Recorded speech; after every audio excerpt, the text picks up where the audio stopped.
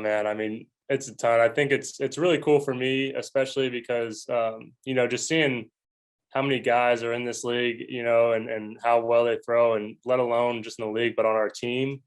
You look at guys like Buto and Aller, who both, all had great weeks and everything else. That I think that's kind of just a testament to our team and our coaching staff in that matter, where we just push each other. Um, there's a lot of guys deserving of this award this week, so that was really cool. It's a really cool honor, and I think it just continues to push you to work harder and just keep fighting for more results and more things like that to push each other and to be better. Jake's a special guy, really special player, special teammate, really good friend. He's one of those guys that you're lucky to have on your team, and you're lucky to have him on your side, because I think without Jake Mangum this week, I don't get player of the week. He made some unbelievable plays out there and things like that. So that's the kind of player he is. He makes everyone around him better. And just being able to witness that firsthand for the last 7 years, it's something pretty cool and pretty special that hopefully I look forward to having many more with him. Yeah, that's something cool. It's hard to do. I think the deal with that is it's just every pitch you just got to take it a pitch at a time. That's kind of what it comes to. And I talked about this earlier in the week, but I think a lot of that comes back to Nick Meyer and the game he called. People don't realize how much work him, Singer, D-Rod, all those guys put in every week for a new team to come in and helping us create a game plan and kind of executing that game plan. But it's a lot of his mentality, it's a lot of his thoughts too, that go into it. And I thought he caught a heck of a game and called a heck of a game. So I think people need to realize too that's a lot of work for Nick, and it might not come up on an award or anything like that, but he really deserves a lot of that credit. I love it. It's been one of the best atmospheres I've been on. I think it's really cool because we were playing a tough industry. It's an industry where everyone's trying to make it, everyone's trying to do their best.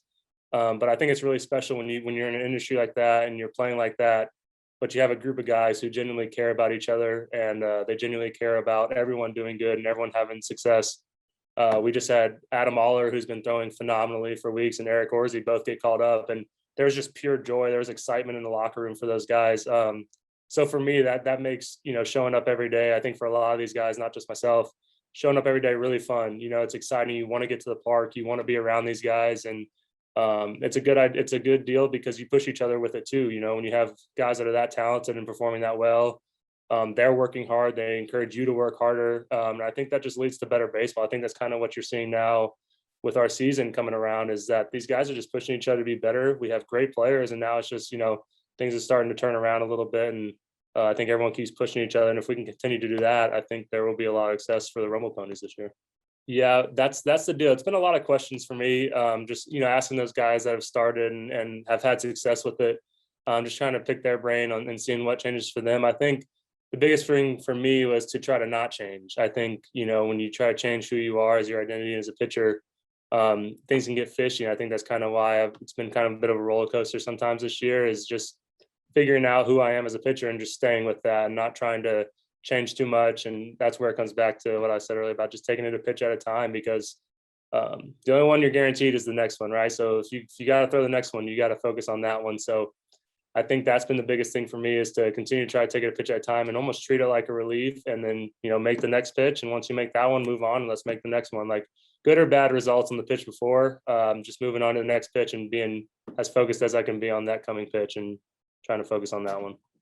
Yeah, I mean, and the talent is phenomenal. I mean, you see it. There's a lot of guys here. Like Tylor started the year here, and he's having great success in the big leagues. I think the talent here is real. So I think for me, it's been that focus on every pitch, because there's just not any batters in these lineups, and pitchers for hitters to that matter. But there's no batters you can take a pitch off with, because there's a lot of talent, like you said. So they're able to do damage on mistakes. So if you take a pitch off, they'll make you pay for it. So I think that's been the biggest adjustment, is just making sure you can kind of hold that focus and keep that mentality throughout your entire outing, because once you take it off, they're ready. They don't take it off. So that's kind of where you got to grow as a player. You got to grow mentally, and because everyone's talented. Everyone who enters pro ball has a good amount of talent, has the ability to make it to the big league. So I think that point is just transitioning it to where's their mentality at and where's their mindset at during the game.